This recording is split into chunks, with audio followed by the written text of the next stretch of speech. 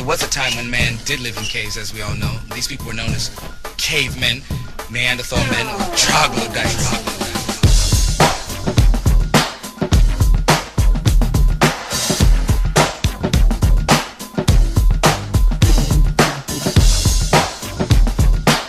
What we're gonna do right here is go back. Way back.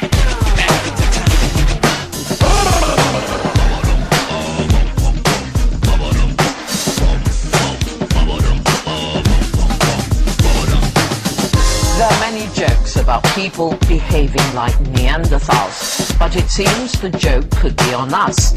Research has found that many human beings actually have Neanderthal DNA, proving there's an evolutionary link. Scientists have found that most of us still have a little bit of a Neanderthal inside us. A study into the DNA of the human subspecies found that they interbred with modern humans tens of thousands of years ago, and their genetic mark remains today. Cave women.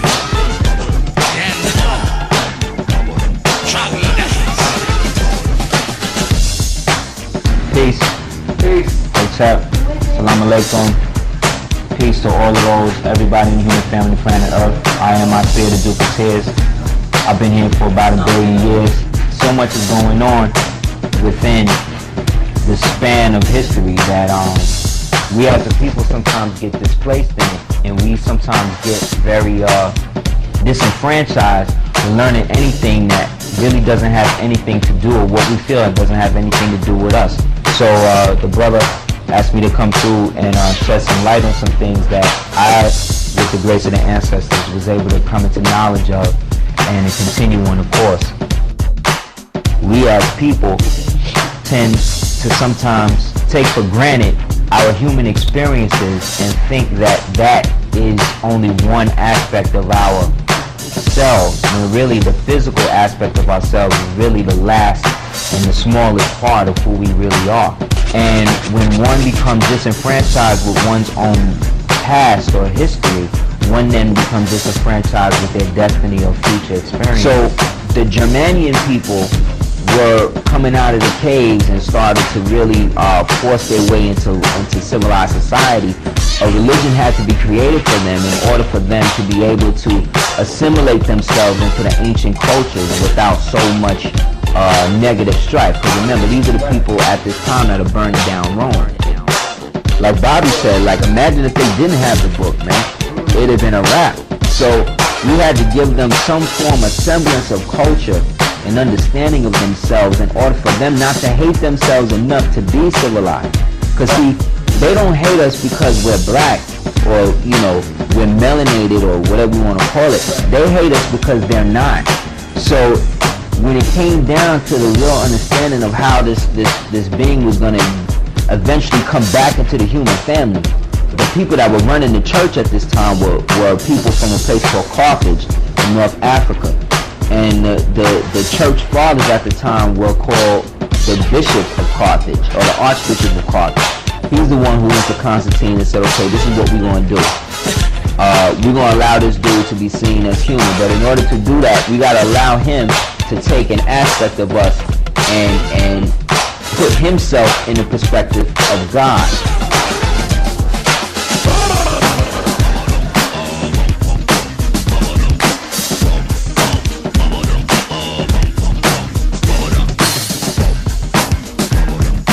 6,000 years ago, our ancestors emerged from Africa.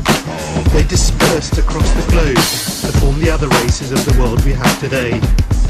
As they left, they encountered another kind of human, much like us, the Neanderthals.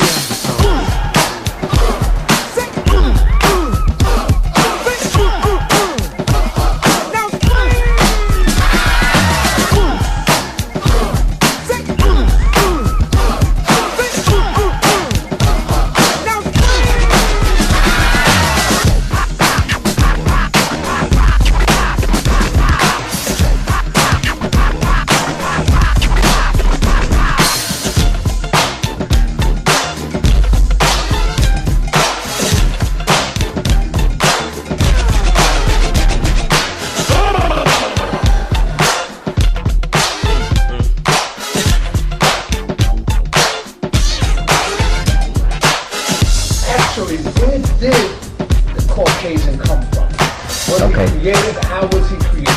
Okay, for this segment, I refer to him as it. Okay.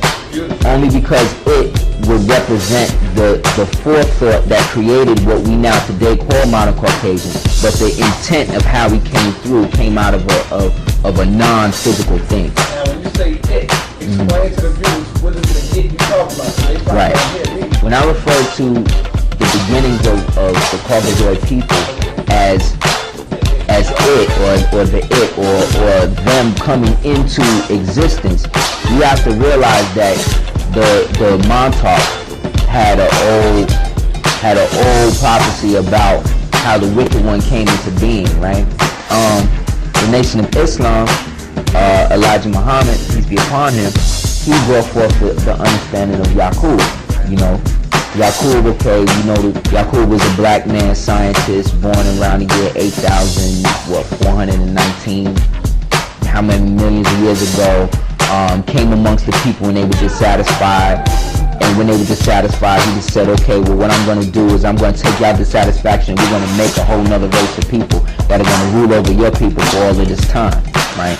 And after X amount of years, 600 years of grafting, here comes the Caucasoid. However, that's true, right? Aspects of that legendary history are true. The thing with being a Moor is, what you're saying to a Caucasoid is, I'm your mother, your father, your God, your devil, your food, your earth, your sunlight, all in one.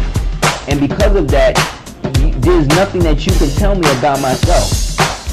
And see, people that weren't there in the beginning always want to act like they were.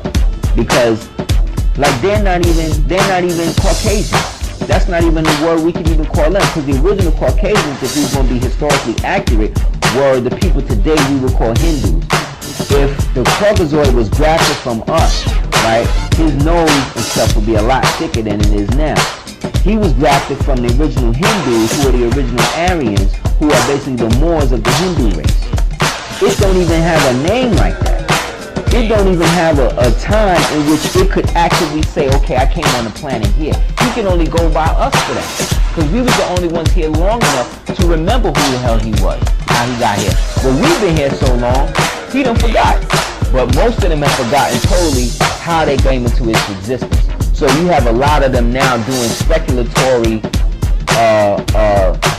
knowledge as to how they got here. They talk about the missing link, or they talk about Sasquatch, or they'll talk about, you know, the Caveman, or the Troglodyte, or the Cro-Magnon, and all of these terms, Homo habilis, Homo erectus. Cavemen, cave women, Neanderthal, Troglodytes.